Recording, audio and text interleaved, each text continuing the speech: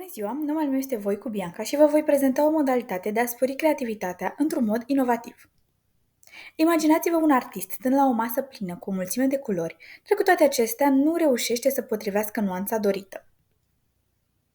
Există o mare provocare a culorilor. V-ați săturat de opțiuni limitate de culori? Vreți să puteți capta și recrea orice culoare pe care o vedeți atât pe hârtie cât și pe suport digital? Vreți un flux creativ neîntrerupt? Acum există soluții inovatoare. Un dispozitiv care poate capta și replica orice culoare, care dă acces la un vast spectru de culori, nu doar câteva preselectate, și care permite o tranziție ușoară între lucrările fizice și digitale.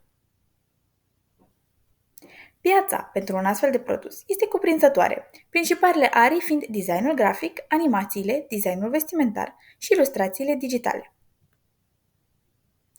Astfel, nu ai nevoie de milioane de stilouri, ci de unul singur care are milioane de culori.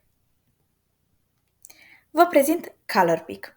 Funcționează pe baza unui senzor RGB integrat, permițând să aveți la îndemână o paletă de 16 milioane de culori în format fizic sau digital. În acest grafic se poate observa creșterea constantă a vânzării ColorPick din a doua jumătate a anului. Când vine vorba de competiție, există Scribble Pen, dar după cum se poate observa din acest tabel, avantajul principal ColorPick este utilizarea unui singur dispozitiv pentru lucrări fizice sau digitale, spre osebire de două dispozitive separate, cum este în cazul competiției. De asemenea, durata de viață a bateriei ColorPick este semnificativ mai mare. Fiți alături de noi în timp ce ne avântăm spre noi înălțimi și modelăm împreună viitorul creativității. Vă mulțumesc pentru atenție!